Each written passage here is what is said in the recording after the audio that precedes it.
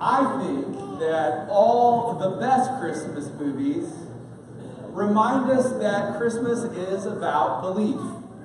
It's about believing in something, whether you're talking about Santa Claus and Miracle on 34th Street and the need for belief, or you're talking about Elf and the Christmas spirit necessary and believing in Christmas. There is a need to believe. If you're really crazy, you may even think that in the midst of Christmas vacation, there is something about belief. I'm not sure there is, but it's a fun movie.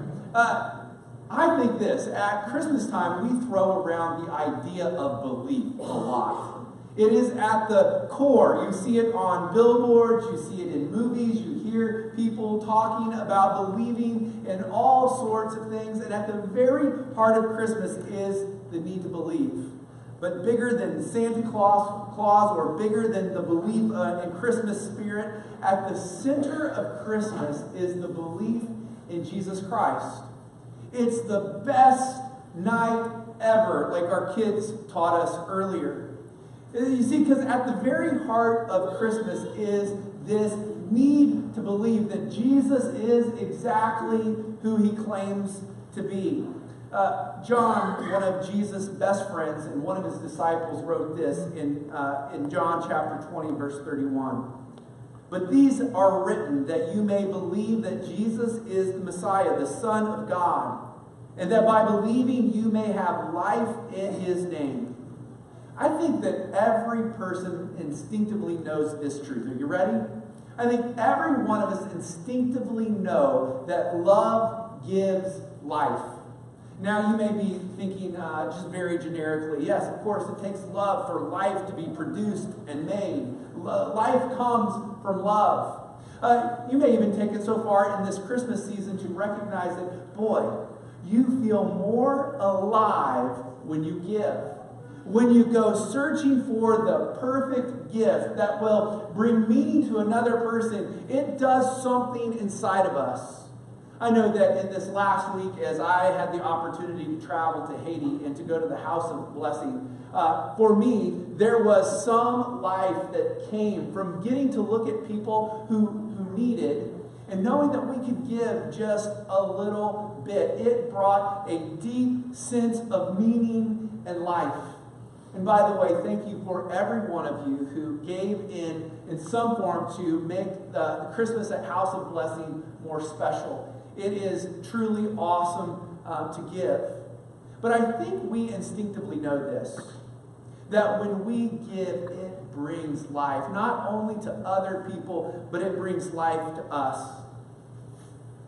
But in the very rock bottom core of all that, we believe that Christmas is about love.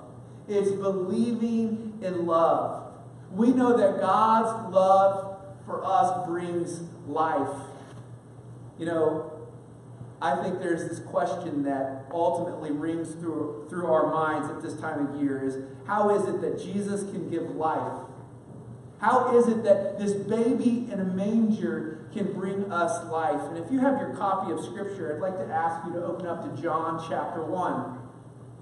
John, this friend, this beloved friend of Jesus, wrote an account of the life of Jesus. And his birth story is a bit different than the others in the book of Luke and Matthew. In this birth narrative, Jesus is portrayed even before his incarnation in baby form. John says this in chapter 1, verse 1 of his gospel. In the beginning was the Word, Jesus. That Word is Jesus. And Jesus, the Word, was with God, and the Word was God. Jesus is God. He was with God in the beginning. Through him all things were made. Without him nothing was made that has been made. In him was life. In Jesus is life. And that life was the light of all mankind.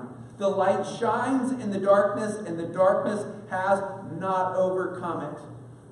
What John starts with is this.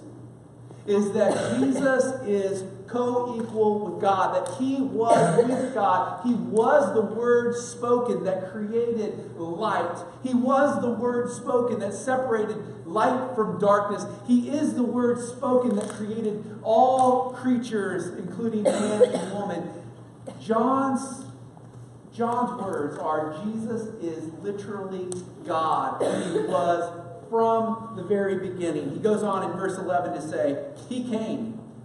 This God who brought life, he came to that which was his own, to that which he made, but his own did not receive him. Yet to all who did receive him, to those who believed in his name, he gave the right to become children of God. Children born not of natural descent, nor human decision, or husband's will, but born of God. A spiritual new birth, which John will talk about later in his gospel. Verse 14 is the Christmas account for John. The Word became flesh and made his dwelling among us. We have seen his glory, the glory of the one and only Son, who came from the Father, full of grace and truth. Jesus is what love looks like. If we're to think of love at Christmas, it is best to just stop and to think about who Jesus really is. He is the picture of love. Jesus is what love looks like with flesh on. John chapter 1 verse 14 says, the Word, God, became flesh and made his dwelling among us. The love of God present for people to touch, for people to see. Sometimes we romanticize love, don't we? We idealize love. We have ideas about what love will look like, how it will make us feel, what it will change, that it will take what feels to be missing inside of us and it will make it complete and whole. And we ascribe to love certain characteristics and certain duties, things that are really romanticized, all ooey and gooey. But Jesus is what love really looks like. What love looks like in skin and bone, with blood coursing through veins. Jesus is what love looks like. Think about this. He was God. He is God. He created all things, yet he became humble and a servant.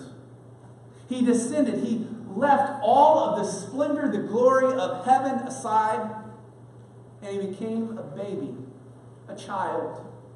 Love is humble. It's broken. It's willing to be made less than what it really is for the sake of others. Love gets dirty. Think for just a moment with me about this manger scene. Our kids did a pretty good job of trying to create the atmosphere, the environment of the manger, a dirty stall with hay and a baby born in a feed trough, a bucket. But just think for a moment of the realities of being born in a stable. You talk about an environment that is not sanitary. This morning we brought in the goat that I aforementioned, and we tied it up over here on the side. And do you know what it did within 2 minutes of us bringing it? Yeah, it pooped. Like, literally, just boom, like that. Think about your child being born amidst pooping animals, chomping animals, loud, bleating animals. God gave us love with flesh on it, that he would humble himself and get dirty. I think about the life of Jesus as he grew up to be a man. And Jesus got his hands dirty. He did not act as if he were a God who created everything and was removed in distance and deserved glory and praise everywhere he went. Instead, he went to the lowest of the low. He was homeless and poor. He cared about the homeless and the poor. He touched people with a skin disease called leprosy, where literally parts of their body would fall off of them, and it was highly contagious, and those people were ostracized, and Jesus touched those people. He got his hands dirty. Jesus went to the outcast of culture, a woman who was caught in a relationship that was extramarital. And Jesus, against the grain of everything else in culture, looked at that woman and cast away every accuser and said, "Woman, where have they gone?" And he showed his love for her. He recognized her right where she was. And then he said, "Go and sin no more." Jesus got his hands dirty. Ultimately, we recognize that love with skin, with flesh, is self-sacrificing. It isn't really love at all if it's self-serving. But Jesus came and demonstrated love by being sacrificial, that he ultimately gave his life, that he died on a cross for us. He showed obedience because love is obedient. So, to sum up, I think that love is messy and dirty. But love gives life, despite how messy and dirty things can get. Now, let's pause for a moment of kind of practical application. Love is messy and dirty.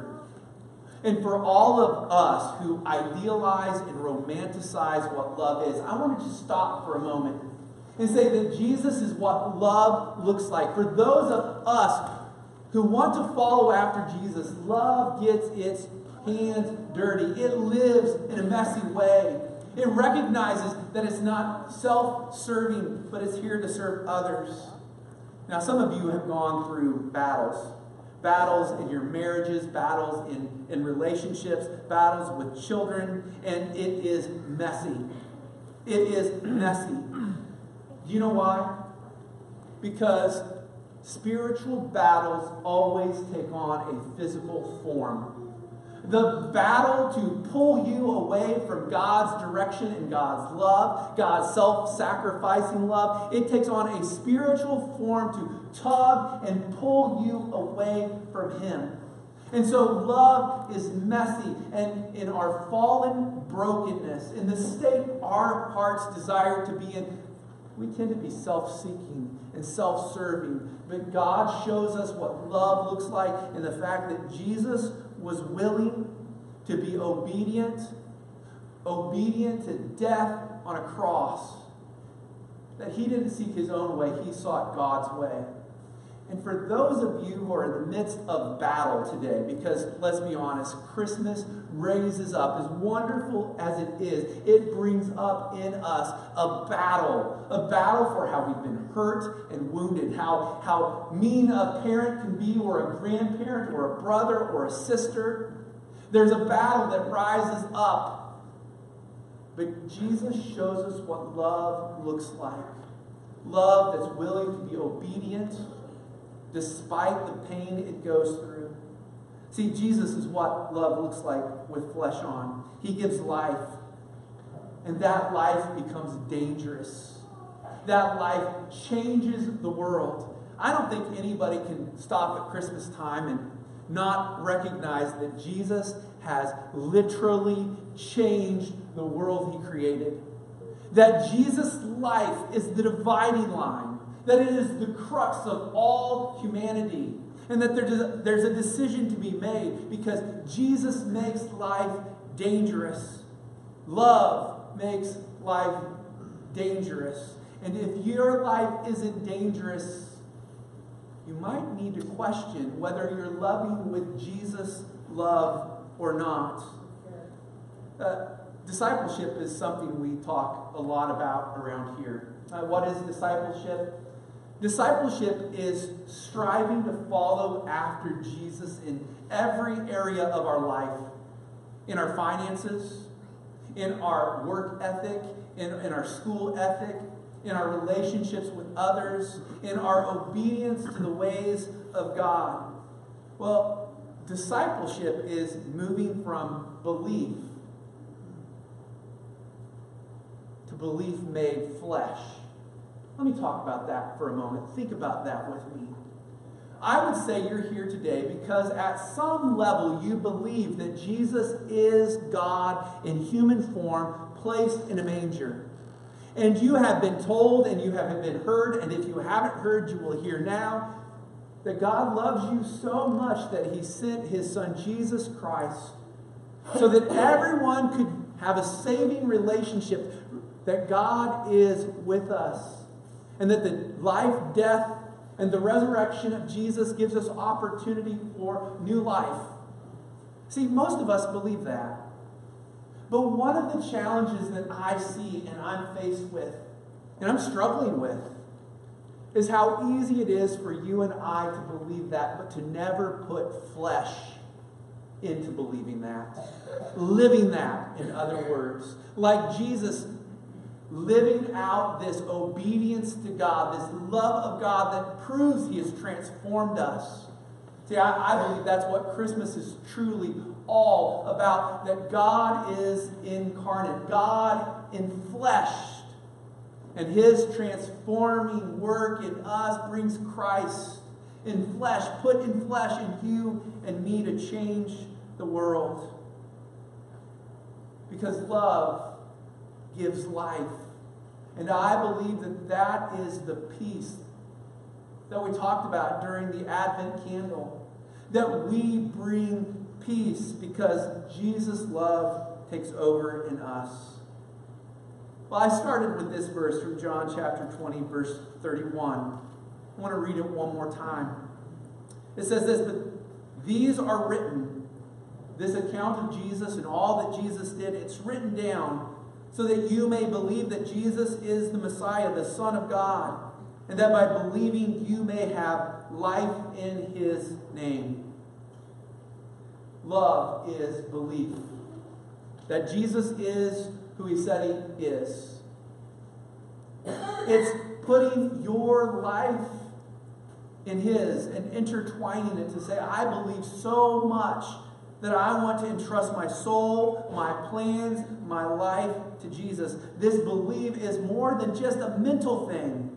It's a heart thing. In John chapter 1, he says, believe and receive. Receive this Jesus. Accept the grace that he offers, the forgiveness that he brings.